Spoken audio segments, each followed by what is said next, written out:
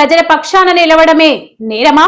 అప్పలరాజుపై PD act అన్యాయం. అడ్డు road junction బహిరంగ సభలోని శ్రీనివాసరావు కేసు రద్దు చేసి తక్షణం విడుదల చేయాలని డిమాండ్. ప్రజల పక్షాన పోరాడుతున్న రైతు సంఘ నేత అప్పలరాజును చూసి ప్రభుత్వం భయపడుతోందని సిపిఎం రాష్ట్ర కార్యదర్శి వి శ్రీనివాసరావు అన్నారు.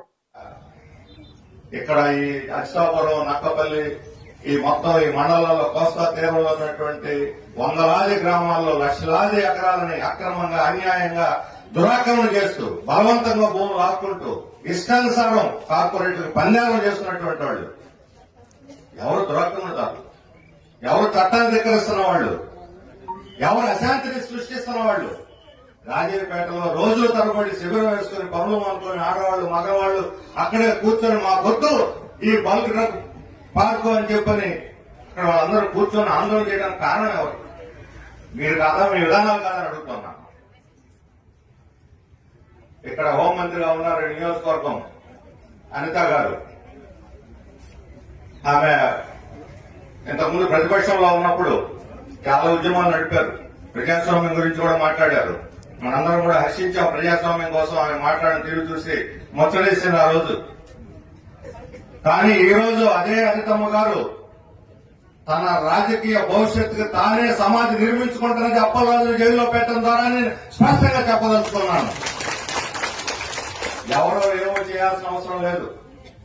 తన సమాధిని తానే తవ్వుకుంటా ఉన్నారు. ఆ రోజు ఏం చెప్పారు? ఈ రాజయ్యపేటలో బల్క్ డ్రగ్ పార్క్ రాదు చెప్పారు.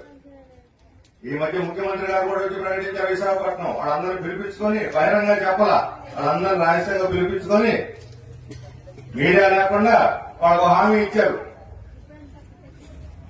ఏమని? ఇక్కడ బల్క్ డ్రగ్ ఫ్యాక్టరీ పార్క్ పెట్టము, మీరు ఆందోళన పడద్దు, వెళ్లిపోండి. మరి ఎందుకని మీడియాకి చెప్పలేదు అదే విషయాన్ని? సరే, మీడియా లేదు, వాళ్ళకి చెప్పారు.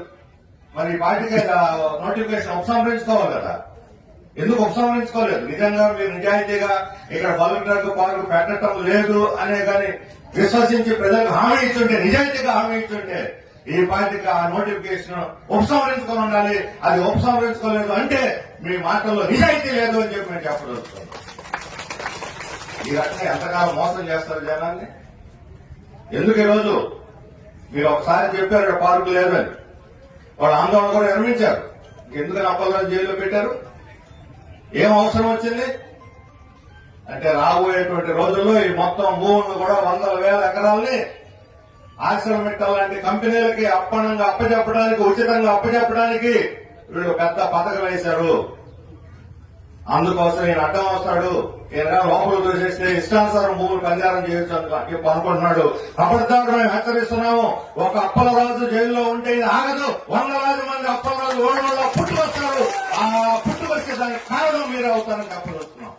ప్రజల యొక్క ఆవేదనల నుంచి, ఆందోళన నుంచి, సమస్యల నుంచి నాయకులు పుట్టుకొస్తారు. మీలాగా వారసత్వంగా రాదు. పెద్ద పెద్ద కుటుంబాల్లో ఆస్తులు వారసత్వంగా వస్తాయి, రాజకీయ పదవులు వారసత్వంగా వస్తాయి. వారసత్వంగా వచ్చిన వాళ్ళు ఈరోజు పేటరైపోతున్నారు ఇష్టానుసారం.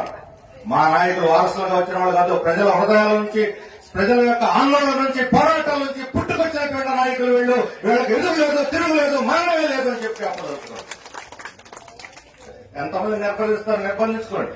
ఈ రోజు ఈ సభకు కూడా నిన్నటి వరకు పర్మిషన్ ఇవ్వాలా, సభ తప్పుకోవడానికి కూడా పర్మిషన్ ఇవ్వాలా.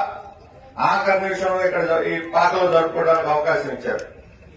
పోనీ అవకాశం ఇచ్చిన తర్వాతైనా వాళ్ళు స్వేచ్ఛగా జనం రావడానికి ఉండాలి. దొడల్లో పోయి పోలీసులు దించి, పోలీసులు చూస్తే బెదిరిపోతారు, రాకుండా ఉంటారని చెప్పని పోలీసులు పెట్టేశారు చోట్ల కాపలాలు. ఏం అవసరం వచ్చింది?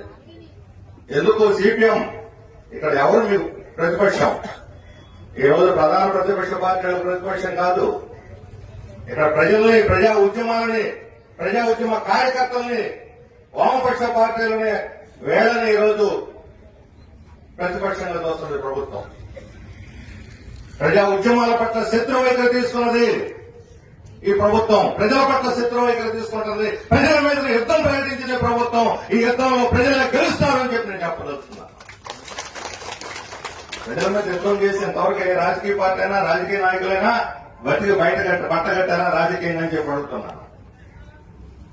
ఈ రోజు అరెస్ట్ చేసిన సిపిఎం నాయకుడు కాదు, ప్రజల తరపు నిలబడి పోరాడుతున్నటువంటి ఒక పోరాట యోధుడిని, ఒక రైతు నాయకుడిని, ఒక ప్రజల పక్షపాతిని ఈరోజు జైల్లో పెట్టారు. ఇక్కడ సిపిఐ ఉంది, ఎమ్మెల్యే లిబరేషన్ ఉంది, ఎమ్మెల్యే ఇతర పార్టీలు ఉన్నాయి, ఆమ్ ఆద్మీ ఉంది, లేదా ప్రతిపక్ష పార్టీలు ఉన్నటువంటి ఇక్కడ హాజరు కాలేనటువంటి ప్రతిపక్ష పార్టీలు కూడా ఉన్నాయి. మీరు ప్రజల పట్ల ఈ శత్రువు వైఖరి తీసుకుంటే అది మీ భవిష్యత్తుకే వినాశకరంగా మారుతుంది. మీరు కక్ష సాధిస్తున్న సిపిఎం మీద, కమ్యూనిస్టుల మీద, వామపక్షాల మీద కాదు, మీరు ప్రజల మీద కక్ష సాధిస్తా ఉన్నారు. ఈరోజు మేము మా పార్టీ ఒక సమస్యను బట్టి ఇష్యూ టు ఇష్యూ సమస్యను బట్టి మేము ప్రభుత్వం పట్ల వైఖరి తీసుకుంటున్నాం. అది న్యాయం అయితే బలపరుస్తున్నాం, అన్యాయం అయితే వ్యతిరేకిస్తున్నాం, పోరాడుతున్నాం.